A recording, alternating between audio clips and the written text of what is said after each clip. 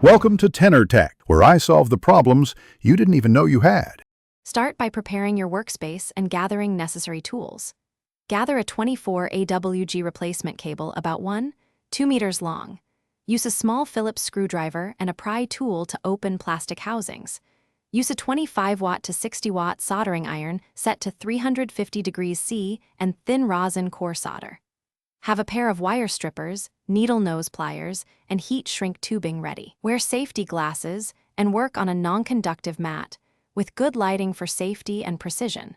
Begin by carefully opening the ear cup using a small Phillips screwdriver. Keep all screws organized and note each part orientation for reassembly. Expose the cable joint and identify conductors by sleeve, tip, ring color codes.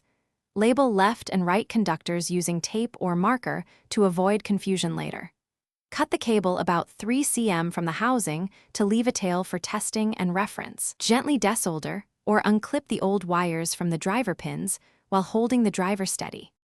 Strip approximately 4 mm of insulation from each conductor and twist strands neatly. Slide heat shrink tubing onto the new cable before soldering any joints. Tin the stripped wires lightly and tin the driver pads with the iron at 350 degrees C. Solder each conductor carefully and hold each joint steady for 10 to 15 seconds to ensure good flow. After cooling, slide heat shrink over joints and shrink with a lighter or heat gun briefly. Test audio, left-right balance, and microphone function before reassembling the ear cup and tightening screws. Thanks for watching. Subscribe to keep your life in tune.